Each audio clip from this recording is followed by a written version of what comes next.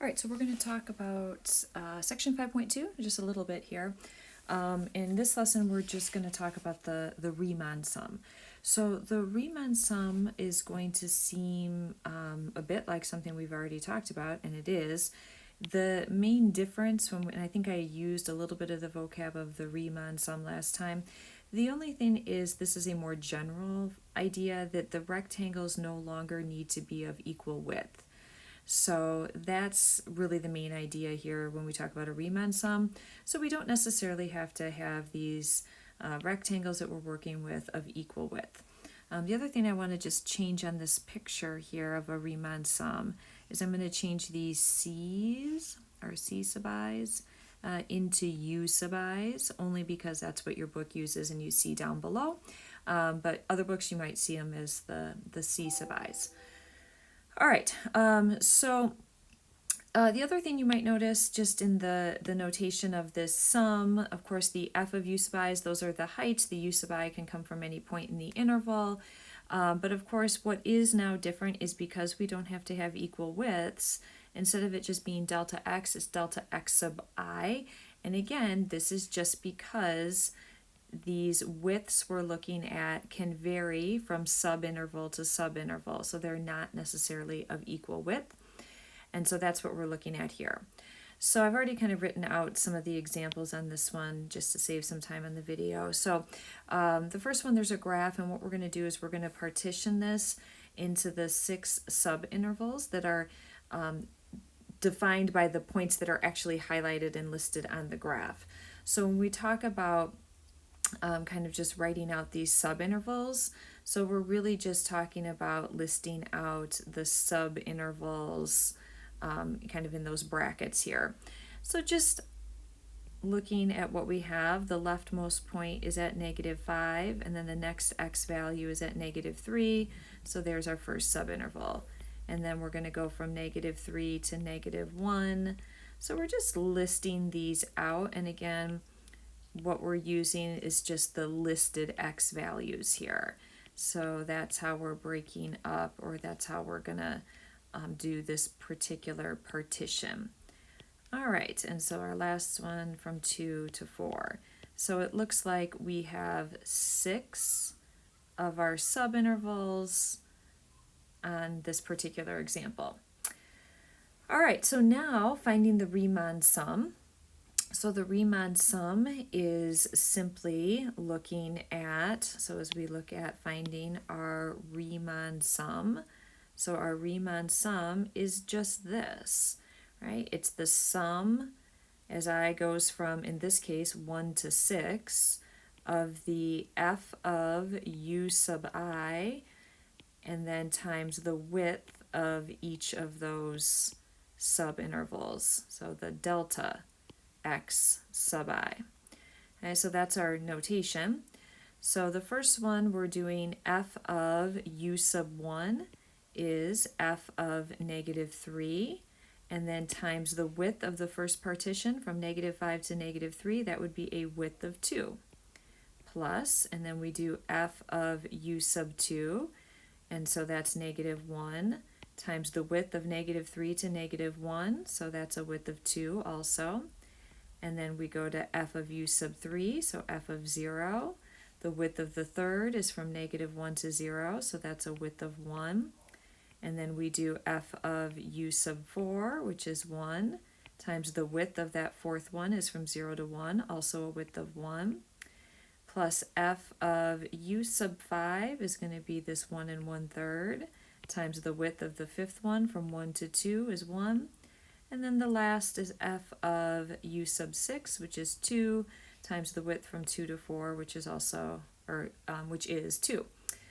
All right, so looking at the graph on each of these, so f of -3, that would be 2. The f of -1 is 1. The f of 0 is also 1. F of 1 is 1. F of 1 1/3, so I'm going to save us some algebra here, but that's this value right here.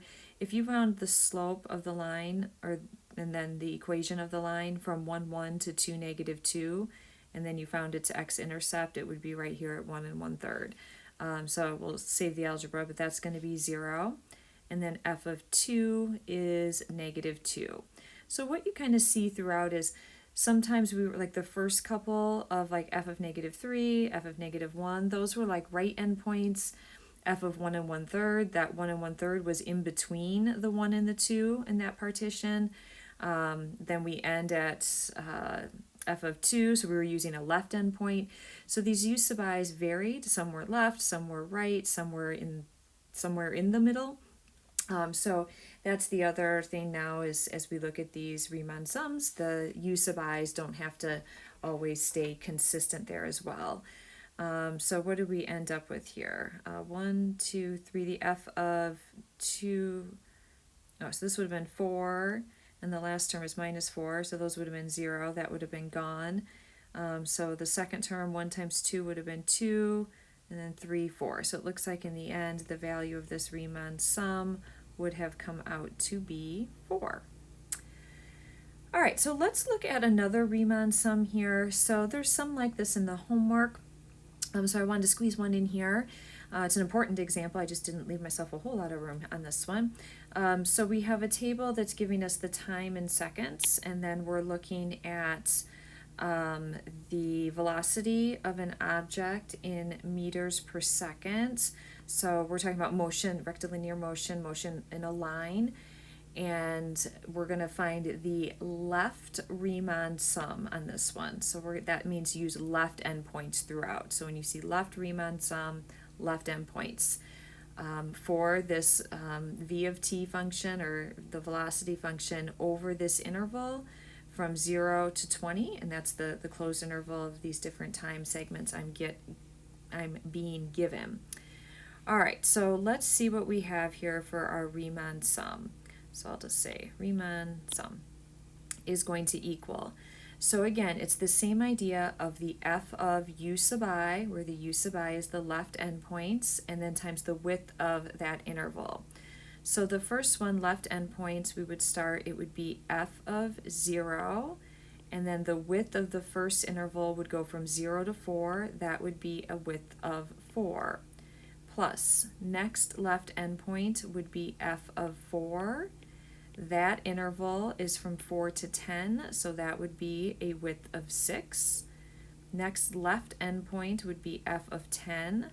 That interval is from 10 to 16, also a width of 6.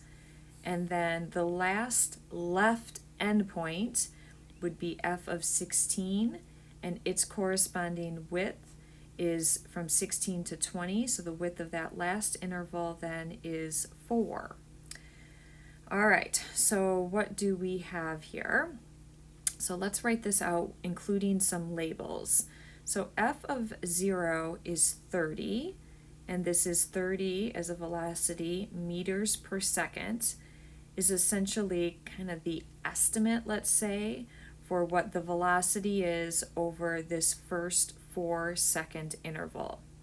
Plus, using the left endpoint, my f of 4 is going to be 20 meters per second, and that's my estimate for the velocity over this next 6-second interval. So obviously this is the velocity at a particular instant when we say f of 4 is 20 meters per second, but that's all we have are these like 5 particular points. So we're using that left endpoint as just kind of our estimate because we were told to do a left Riemann sum for the velocity over that little partition, that interval, that subinterval, I should say, excuse me. All right, plus f of 10 is negative 10, so now we have the object moving to the left at this point with its negative velocity, so negative 10 meters per second times the width of that interval, so this is from 10 to 16, so that is 6, again, seconds. And then the last f of 16, that velocity is 5, so back moving to the right, meters per second. That's our estimate for the velocity over this last 4-second interval from 16 to 20. All right, so certainly as we do our arithmetic here, I'm going to have 120, and then another 120, and then a minus 60, and then a plus 20 on that. So it looks like this is going to add up to 200. Now let's think about what our units would be here. So when we think about these units, the seconds, kind of our little dimensional analysis here, are gone in each of these terms, and what we really then have is a unit of meters. So we end up with our label for this Riemann sum is 200 meters. So let's interpret then what that means.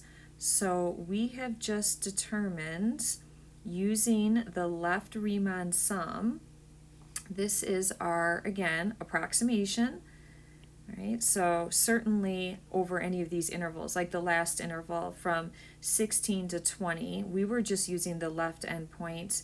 Certainly the velocity from 16 seconds to 20 seconds doesn't stay 5 meters per second over that entire 4 seconds, right?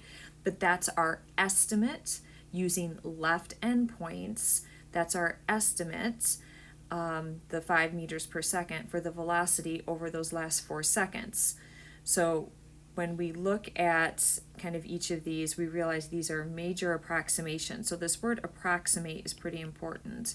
So this is the approximate, and look at that unit, meters. That's a distance. Okay, what we're doing in each of these is we're taking the velocity times the time. We're getting an estimate, just basic distance equals rate times time, right? We're taking a rate times the time. We're getting an estimate for the distance traveled, or the from the velocity times the time. We're getting an estimate for the distance, either right or left in some of these cases with the negative velocity, but the distance traveled over this 0 to 20 seconds. But because we did have some left hand motion, that velocity being negative, it's not the total distance, it's, think about this motion in the line, we're going right, at some point we obviously went left, and then we came back to the right. Maybe there was more left-right motion in there. We don't really know for sure. We only have these 5 points, but at minimum, I know I start off going right with my positive velocity. I know at some point I'm going left in the center with my negative velocity, and then I end up going right again. So this is an approximation, let's say, for not just the distance traveled, but the net change in the distance over this interval from 0 to 20 seconds. Okay, and that's what our Riemann sum is really going to do in general here.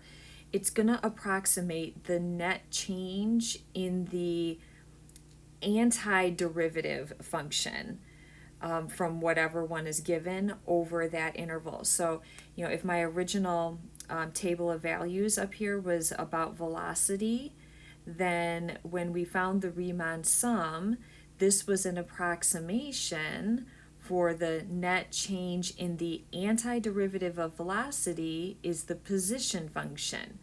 So that's what these Riemann sums are going to give us, an approximation for the net change in the antiderivative function, whatever that would be, over that interval. All right, so there's a couple of examples of Riemann sums. And so that's just a little intro to that, and next time we'll kind of come back and develop a formal definition, but that's it for today.